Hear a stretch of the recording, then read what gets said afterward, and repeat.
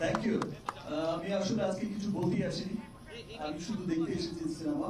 আমি এতদিন ধরে খুব অপেক্ষায় ছিলাম, আমি কখন যাব কখন সিনেমাটা দেখবো, আর এই মানুষগুলোর জন্য অপেক্ষা করছিলাম।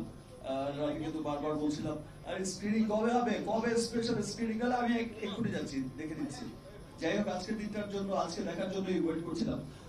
সবাইকে অনেক অনেক ধন্যবাদ। স্পেশালি আমি ধন্যবাদ জানাচ্ছি আমার দেশের মানুষকে, যারা হচ্ছে তাদের ঈদ পরবর্তী সময়ে এই কর্মব্যস্ততার মধ্যেও এই যে এত এত শোজ, তারপরও টিকিট পাওয়া যাচ্ছে না। আমার ফ্যামিলি বলে ভাই টিকিট দেই, ও বলে টিকিট দেই, ভাই টিকিট দেই। সত্যি আজ মনে হচ্ছে 100 কোটি 25% কিন্তু এখনো বাকি রয়ে গেছে ইন্ডিয়া। হিন্দিটা আপনি হচ্ছে তো? যাই হোক, না ভাই ঠিক আছে, ওটা ইন্ডিয়ার জন্য রেখে দিলাম।